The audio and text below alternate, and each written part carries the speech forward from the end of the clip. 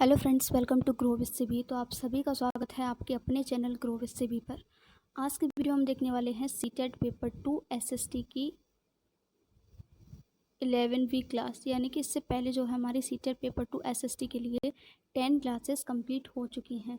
हम क्या कर रहे हैं, हम कर रहे हैं सीटेट पेपर 2 की PYQ सीरीज़, जिसमें जो है हम जो अभी रिसेंटली एग्ज़ाम हुआ है ऑनलाइन 2022 से 23 का, वो सारे एग्ज़ाम 23 से 24 शिफ्ट में हुए थे। वो सारी शिफ्ट के क्वेश्चंस हम देख रहे हैं डे बाई डे। ठीक है, तो आज हम देखने वाले हैं 23 जनवरी को जितने भी 24 जनवरी को, 23 जनवरी का हम देख चुके हैं। 24 जनवरी को जितने भी क्वेश्चंस आपके सीटेट पेपर 2 एसएसटी में पूछे गए थे वो सारे क्वेश्चंस।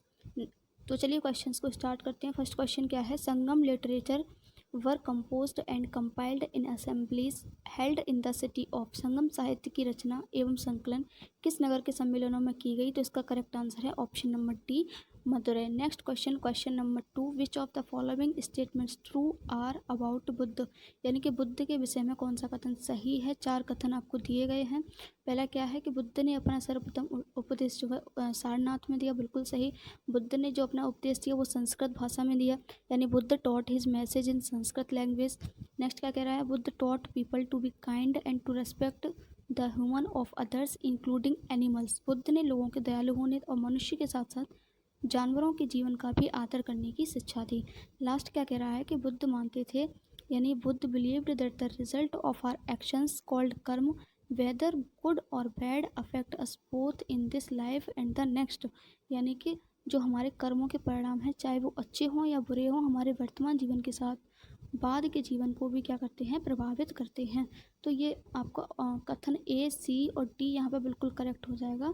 और कथन बी जो है इन्होंने उपदेश संस्कृत भाषा में दिया, ये कथन आपका गलत है। ठीक है, नेक्स्ट क्वेश्चन, क्वेश्चन नंबर आपका 3, आपको जो है रीज़न आपको 2 कथन दिए गए हैं, ये आपको सही कथन का चुनाव करना है। पहला कथन क्या है, under Alauddin Khilji the state brought the assessment and collection of land revenue under its own control. Alauddin Khilji के शासनकाल में भू राजस्व के निर्धारण और वसूली के कार्य को राज्य अपने नियंत्रण में ले आया। दूसरा क्या है, the rights of the local chieftains to levy taxes continued and they were exempted from paying taxes। स्थानीय सामंतों द्वारा कर लगाने का अधिकार जारी रहा तथा उन्हें कर चुकाने से छूट दी गई। नेक्स्ट हम इसके ऑप्शंस भी देख लेते हैं, एक सेकेंड। देखिए, इसमें जो कथन ए है वो तो सही है, लेकिन कथन बी क्या है, फॉल्स है, यानी कि गलत है। देखिए, वीडियोस पे कुछ कमेंट आए थे वॉइस को लेकर के कि आपकी जो वॉइस है वो बहुत कम आती है। तो आज की वीडियो मैंने वॉइस थोड़ी इंक्रीज़ करने की कोशिश की है, तो आप कमेंट में ज़रूर बताना कि आज की वीडियो में वॉइस कैसी है। बाकी रही बात क्वालिटी को लेकर भी कमेंट से, तो देखो क्वालिटी तो इसकी बिल्कुल सही है, मैंने अपलोड करने के बाद जो है वीडियो देखा हुआ है। ठीक है, तो चलिए नेक्स्ट क्वेश्चन देखते हैं, which of the following statements are true about the epic Manimekalai? यानी कि मणिमेखलई महाकाव्य के बारे में कौन सा कथन सही है, आपको बताना है। पहला क्या कह रहा है कि ये तमिल में लिखा गया है, it was written in Tamil. Next क्या कह रहा है, it was composed by poet name Sattanar, यानी सत्यनार कवि द्वारा लिखा गया है। तीसरा क्या कह रहा है, this describe the story of the daughter of कोवलन and Madhavi, या उसमें कोवलन और माधवी की बेटी की कहानी है। तो देखिए, ये तीनों ही कथन जो है बिल्कुल सही हैं, ए, बी, सी। और डी कथन आपका क्या है, this was composed around 2500 years ago. तो ये आपका गलत है कि इतने ईयर्स पहले ये लिखा गया था। तो ऑप्शन नंबर जो है आपका ए, बी, सी के अकॉर्डिंग हम देखें तो ऑप्शन नंबर ए आपका यहाँ पर बिल्कुल करेक्ट हो जाएगा। Next question number 5, present day the Ahoms migrated to the Brahmaputra valley from, यानी कि अहम लोग वर्तमान समय के ब्लैंक किससे आकर ब्रह्मपुत्र घाटी में बस गए। तो इसका correct answer option number B, Myanmar. Next question, which of the following statements are true about Surat from 16th 17th century? यानी कि आपको ये बताना है कि 16वीं 17वीं शताब्दियों के सूरत के संबंध में कौन सा कथन जो है सही है। पहला क्या कह रहा है कथन, it was the gateway of trade with west Asia, यह पश्चिमी एशिया के साथ व्यापार करने का के लिए क्या था, मुख्य द्वार था। दूसरा क्या कह रहा है, it was called the gate to Mecca and pilgrim ships sailed from here, इसे मक्का का प्रस्थान द्वारा कहा जाता था क्योंकि बहुत से हज यात्री जहाज से यहीं रवाना होते थे। तो ये भी आपका बिल्कुल करेक्ट है। तीसरा कथन देखिए आपका यहाँ पर गलत हो जाएगा। क्या कह रहा है कि अंग्रेज इतिहासकार ओविंगटन के अनुसार किसी भी समय पर भिन्न भिन्न देशों के औसतन 5,000 जहाज इस बंदरगाह पर खड़े देखे जा सकते थे। तो कथन ए और बी सही है। इसका मतलब ऑप्शन नंबर ए हमारा यहाँ पर बिल्कुल करेक्ट हो जाएगा। Question number 7, missionaries set up a mission at Sehrampur. This area was under the control of which of the following company? प्रचारकों ने सेरमपुर में एक मिशन खोला। उस समय यह क्षेत्र किस कंपनी के अधीन था? तो ऑप्शन नंबर ए बिल्कुल करेक्ट हो जाएगा, Danish east India company. Next question, question number 8, in the colonial period the British approach tribals was such that. औपनिवेशिक काल में अंग्रेजों का आदिवासियों की तरफ व्यवहार ऐसा था। तो आपको बताना है कैसा था। ऑप्शन नंबर सी यहाँ पे बिल्कुल करेक्ट हो जाएगा। आदिवासी मुखियाओं ने गांवों के समूहों पर मालिकाना अधिकार बनाए रखा, यानी कि tribal chiefs retained titles over clusters of villages. Next question, match the following. ये आपको कुछ जो है दिए गए हैं, जैसे वो डिस्पैच कब आया, ठीक है, तो उनकी ईयर्स दी गई हैं। कलकत्ता मदरसा की स्थापना कब हुई, बनारस संस्कृत कॉलेज की स्थापना कब हुई, आपको मैच करना है। तो ये बहुत ही ईजी है। देखो अगर आपको 1 से 2 भी पता है तो भी आप अपने आंसर तक जो है पहुंच सकते हो, ठीक है। तो देखिए यहाँ पर अगर हम देखते हैं कलकत्ता मदरसा की स्थापना कब हुई, तो ये हुई थी आपकी 1791 में, ठीक है। अगर बात करते हैं, एक सेकेंड, कलकत्ता मदरसा की स्थापना हुई थी आपकी 1781 में, ठीक है। और अगर हम बात करते हैं बनारस संस्कृत कॉलेज की, तो इसकी हुई थी 1791 में। और देखिए वुड डिस्पैच की, तो आप सभी को पता होगा कि वुड डिस्पैच का कब हुआ था, तो ये हुआ था 1854 में। इस तरीके से अंग्रेज शिक्षा अधिनियम आया 1835 में। तो ऑप्शन नंबर बी हमारा यहाँ पे बिल्कुल करेक्ट हो जाएगा। Next question, question number 10, Gulamgiri a book meaning slavery was written by, यानी कि गुलामगिरी एक पुस्तक जिसका अर्थ है गुलामी, किसने लिखी है? तो इसका राइट आंसर है ज्योतिबा फुले ने लिखी है, ठीक है। नेक्स्ट क्वेश्चन, क्वेश्चन नंबर 11, इसके बारे में है राष्ट्रीय कला की छवि के संदर्भ में 2 कथन दिए गए हैं, आपको सही कथन का चयन करना है। इसके बारे में है the vision of national art. पहला क्या कह रहा है, in Bengal a new group of nationalist artist gathers around Abanindranath Tagore, यानी कि बंगाल में राष्ट्रीय कलाकारों का एक नया समूह अवनींद्रनाथ टैगोर के इर्द गिर्द जुटने लगा। दूसरा क्या कह रहा है, इस समूह के कलाकारों ने रवि वर्मा की कला को नकल आधारित और पश्चिमी रंग ढंग कहकर खारिज कर दिया और ऐलान किया कि इस तरह की शैली राष्ट्र के प्राचीन मिथकों और जनश्रुतियों को चित्रित करने के लिए उपयुक्त नहीं है। तो देखिए ये दोनों ही कथन बिल्कुल सही हैं, और जो बी जो है कथन ए को बिल्कुल एक्सप्लेन कर रहा है। Next question, question number 12, Pandit look in your heart for knowledge, tell me where untouchability came from since you believe in it। यानी पंडित देखो मन में जानी, कहूँ तो छूत कहाँ से उपजी, तबई छूत तुम मानी, यानी कि we eat by touching, we wash by touching, from a touch the world born. एक ही पाठ सकल बैठा है, छूत लेत तो काकी, छूते ही जीवन, छूते ही अचवन, छूते ही जग जाया, कहें कबीर ते छूत विवर्जती जाके संग न माया। यानी कि आपको ये बताना है how to think the teacher should interpret the poem to his और हर स्टूडेंट। आपके विचार में शिक्षक को इस दोहे की व्याख्या जो है छात्रों के समझ यानी छात्रों के सामने किस प्रकार जो है करनी चाहिए। तो इसका करेक्ट आंसर हो जाएगा ऑप्शन नंबर सी, अस्पृश्यता का विचार, यानी कि untouchability is a social construct and is determined by our thoughts and belief. ये क्या है, सामाजिक संरचना है तथा हमारे विचारों और धारणाओं से क्या होती है, निर्धारित होती है। Question number 34, as a leader of the moderates in the national movement against British rule which of the following methods would you have employed, यानी कि ब्रिटिश शासन के विरुद्ध राष्ट्रीय आंदोलन में मध्यम मार्गी योग्य नेता के रूप में आप निम्न में से किस विधि को अपनाते। इसका करेक्ट आंसर हो जाएगा ऑप्शन नंबर सी, भारतीयों पर हो रहे अन्याय की ओर ध्यान आकर्षित करने के लिए शासकों से याचना करना। Next question, question number 14, what constitute the mixed economy model that India adopted after independence. मिश्रित अर्थव्यवस्था मॉडल जो भारत ने स्वतंत्रता के बाद अपनाया वह किससे बना हुआ था, ये आपको बताना है, ठीक है। तो देखिए इसका जो करेक्ट आंसर हो जाएगा वो हो जाएगा आपको ऑप्शन नंबर बी, यानी कि सार्वजनिक और निजी क्षेत्र से, पब्लिक एंड प्राइवेट सेक्टर से। ये क्वेश्चन आपका इकोनॉमिक्स यानी कि अर्थशास्त्र से पूछा गया है। क्वेश्चन नंबर 15 क्या कह रहा है, निम्न महाद्वीपों को आकार के अवरोही क्रम में लिखिए। अवरोही क्रम क्या होता है, यानी कि आपको बड़े से छोटा में लिखना है कि सबसे बड़ा महाद्वीप कौन सा है, फिर उसके बाद उससे छोटा, फिर उससे छोटा और फिर उससे छोटा। ठीक है, तो कुछ महाद्वीप दिए गए हैं जैसे south America, Africa, Antarctica, Europe, उत्तरी अमेरिका। तो इसका जो करेक्ट आंसर है वो ऑप्शन नंबर सी, सबसे बड़ा है आपका अफ्रीका, फिर उत्तरी अमेरिका आएगा, फिर दक्षिणी अमेरिका, फिर अंटार्कटिका और यूरोप जो है सबसे छोटा महाद्वीप है। नेक्स्ट क्वेश्चन, सबसे बड़ा महाद्वीप एशिया है और सबसे छोटा क्या है हमारा, ऑस्ट्रेलिया है। देखिए अवरोही क्रम में लगाना है या बड़े से छोटे क्रम में लगाना है, तो ऑप्शन नंबर सी हमारा यहाँ पर बिल्कुल करेक्ट है। नेक्स्ट क्वेश्चन हो जाएगा क्वेश्चन नंबर आपका 16, the Antarctic circle is located है, दक्षिण ध्रुव वृत्त अवस्थित है, तो ऑप्शन नंबर बी बिल्कुल सही हो जाएगा यहाँ पे।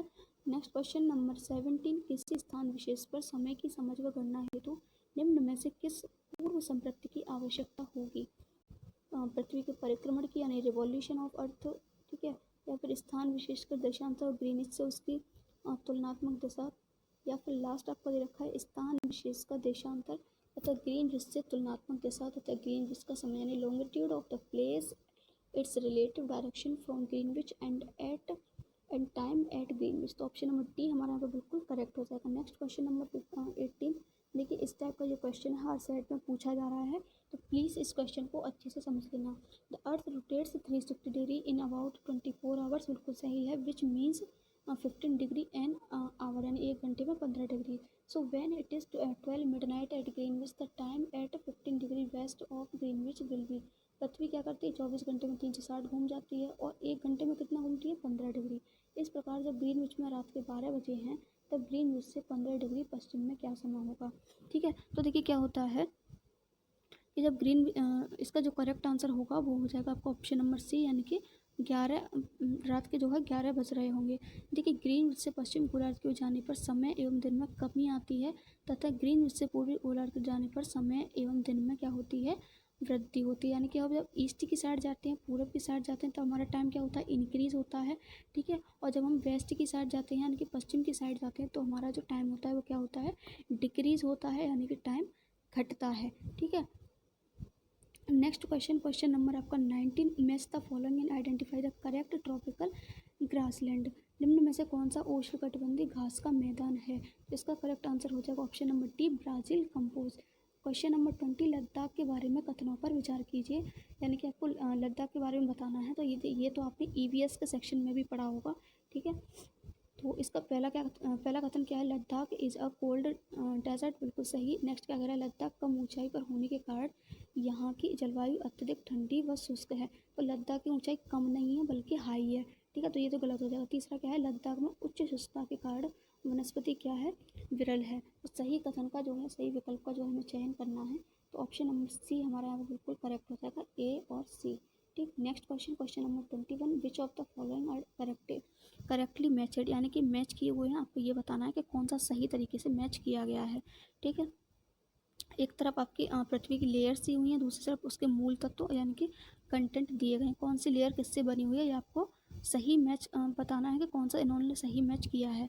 तो ऑप्शन नंबर आपका जो है यहाँ पर सी बिल्कुल करेक्ट हो जाएगा, ओनली सी। ओर और जो क्रोड होती है उसमें क्या पाया जाता है, निकल और लोहा, बाकी सभी आपके क्या हैं, गलत है। Next question, which of the following is an example of seasonal winds, यानी कि कौन सा मौसमी पवनों का उदाहरण है, तो इसका करेक्ट आंसर हो जाएगा भारत में मानसूनी पवन, मानसून इन इंडिया। ये क्वेश्चन रिपीटेड है, पहले भी पूछा जा चुका है।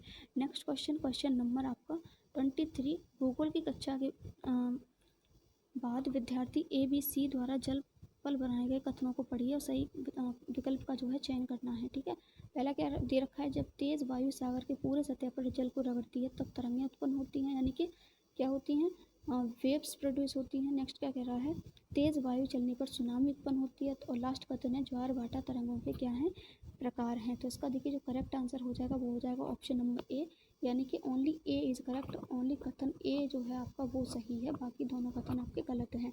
Next question, which one of the following industries rose in the welds, यानी कि कौन सा उद्योग वेल्ड में विकसित हुआ था, तो करेक्ट आंसर है ऑप्शन नंबर ए, भेड़ पालन के कारण ऊनी उद्योग। ठीक है, नेक्स्ट क्वेश्चन, देखिए वेल्ड होता क्या है, तो वेल्ड क्षेत्र दक्षिणी ऑस्ट्रेलिया के घास का क्या है, एक मैदानी क्षेत्र है। नेक्स्ट क्वेश्चन, क्वेश्चन नंबर 20, दो कथन दिए गए, सही उत्तर का चयन करना है। पहला क्या कह रहा है, पोलार की खाना विश्व की गहरी खानों में से एक है जो अयस्कित खनन को बहुत खर्चीली प्रक्रिया बनाती हैं। दूसरा क्या कह रहा है, भारत में कर्नाटक में सोने के क्या है, निक्षेप हैं। ठीक है, तो इसका जो करेक्ट आंसर हो जाएगा वो हो जाएगा ऑप्शन नंबर ए, यानी कि ये दोनों ही कथन बिल्कुल सही हैं।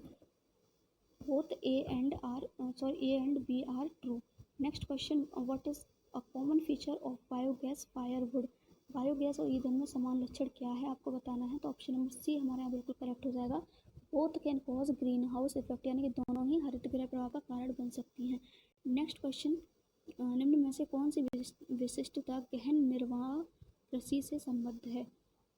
चार विशेषताएं दी गई हैं, अर्धशुष्क क्षेत्र, सकम जनसंख्या वाला क्षेत्र, जो छोटे भूखंड और साधारण औजार हैं, अधिक धूप वाले दिनों से युक्त जलवायु।